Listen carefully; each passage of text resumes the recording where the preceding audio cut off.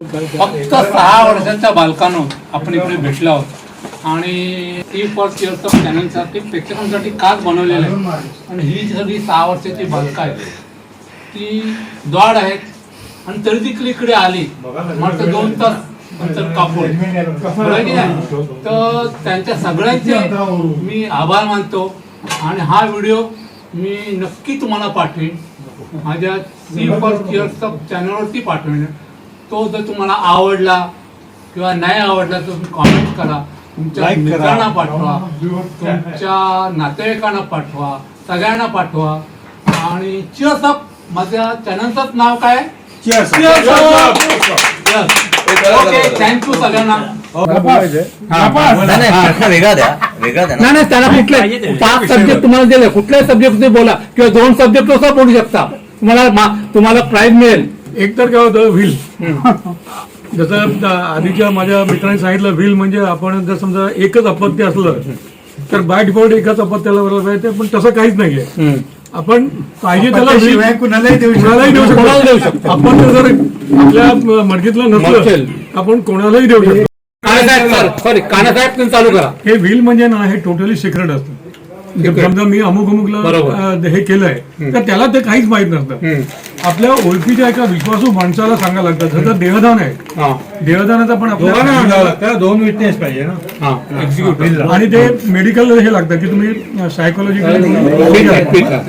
तर आता देहदानाविषयी बोलला ना, देहदानाविषयी पण तोच समज आहे काय की आपण कितीही म्हणतो मी देहदान करणार आहे, पण ते टोटली खोट आहे.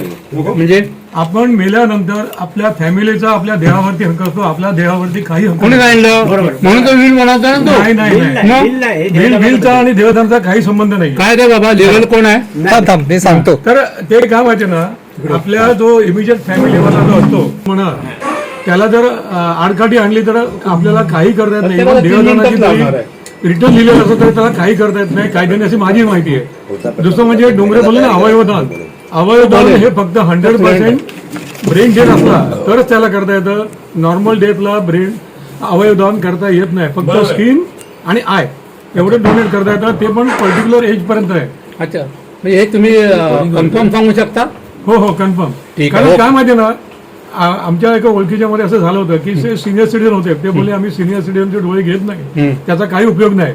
जे जो तुम्ही म्हणालात की जसं आपल्या कुटुंबाची पण एक परवानगी लागते, पण तुम्ही जर करत असाल तर परवानगी कुटुंबाला द्यायला काहीच हरकत नसते. ऍक्च्युली त्याच्यासाठी फॉर्म भरून दिला जातो. तुमचे डोळे दान करायचे, अवयव दान करायचे, किंवा कुटुंब सुद्धा सांगते तुमचे अवयव दान करू शकता तुम्ही. ते तुम्ही जे म्हणताय ना, ब्रेन डेड झालं असेल तर त्यावेळेस कुटुंब हे करू शकतं. ब्रेन डेडला तो सायकायट्रिस्ट असतो ना, तो सर्टिफाय करतो. हा सांगू शकत नाही, हा त्या लेवल मध्ये नाही, आपलं हे करू शकतो. तेव्हा कुटुंब येतं. ब्रेन डेडला कुटुंब येतं मध्ये.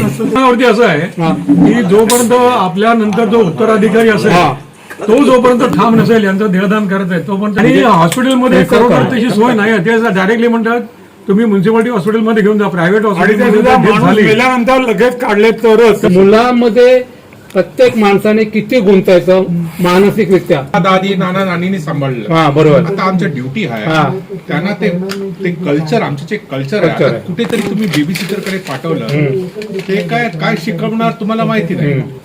कळलं ना? आमच्याकडे टाइम असेल, वेळ असेल तर आम्ही टाइम द्यायला पाहिजे. असं पण व्हायला नाही पाहिजे की आपली मुलं आपल्याला जास्त वापरतात. असं जर समजलं तर आपण 2 हात लांब राहिलोच पाहिजे. देहदानाबद्दल जे काणे साहेबांनी जे सांगितलं ते अगदी बरोबर आहे. आपला देह, आपलं जोपर्यंत आपण जिवंत आहोत तोपर्यंत आपला हक्क असतो देहावरती. कितीही काही लिहिलं तरी आपला देह, आपला जेव्हा आपला मृत्यू होतो त्या मृत्यूनंतर आपल्या नातेवाईकांचा हक्क असतो. तुम्ही काही लिहिलेलं असलं तरी नातेवाईक जे सांगतील ते तुमच्या देहाबद्दल, तो तुमचा, ते जे त्यांना जे काही करायचं असेल ते त्या देहाचं करू शकतात. दुसरं आहे अवयवदान. अवयवदान ही आज समाजाची गरज आहे. आज मेडिकल कॉलेजला चांगल्या क्वालिटीच्या बॉड्या मिळत नाही. काही अवयव जे काही लोकांना लागत असतात, लिव्हर असेल किंवा स्किन असेल, हार्ट असेल, बरेचसे असे जे अवयव आहेत, डोळे असतात, हे जे अवयव असतात हे खूप गरज असते. आज श्रीलंका जवळजवळ 80% डोळे हे संपूर्ण जगात दान करते.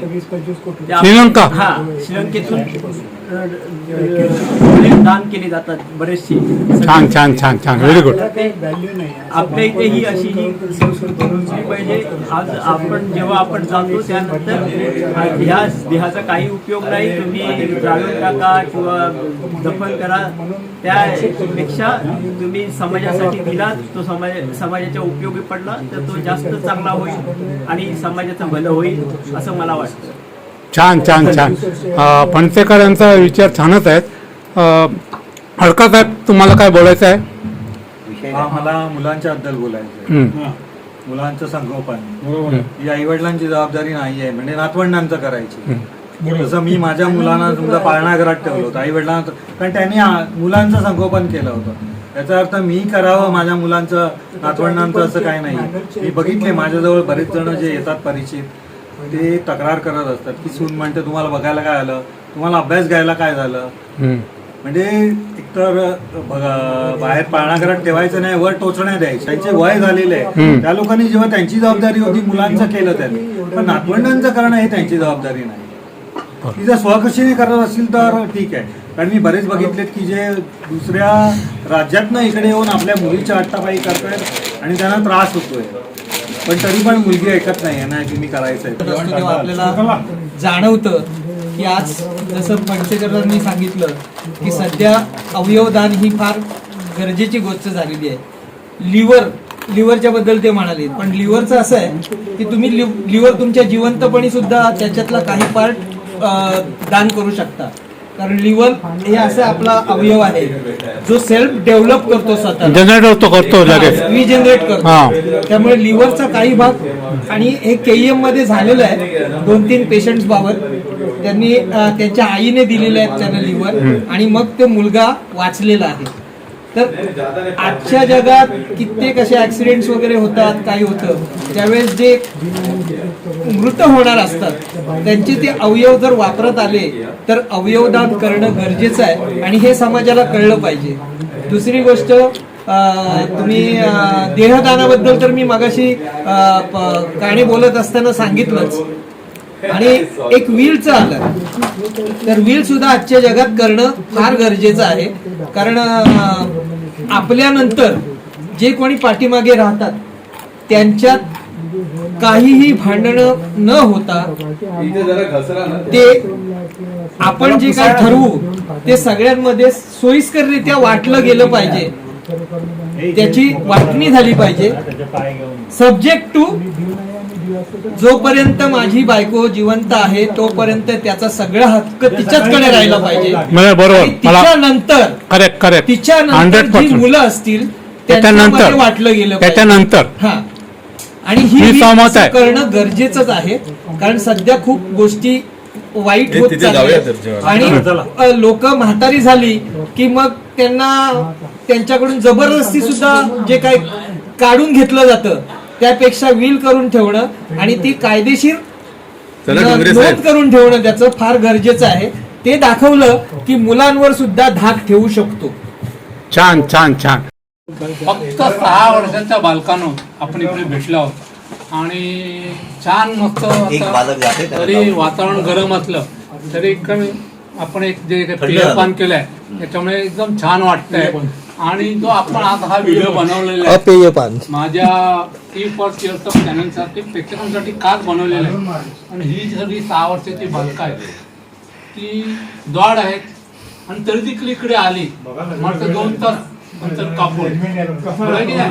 तर त्यांच्या सगळ्यांचे मी आभार मानतो. आणि हा व्हिडिओ मी नक्की तुम्हाला पाठवेन, माझ्या E4 चॅनलवरती पाठवेन. तो जर तुम्हाला आवडला किंवा नाही आवडला तर तुम्ही कॉमेंट करा, तुमच्या मित्रांना पाठवा, तुमच्या नातेवाईकांना पाठवा, सगळ्यांना पाठवा. आणि चिअर्स अप माझ्या चॅनलचंच नाव काय? Cheers. ओके, थँक्यू सगळ्यांना.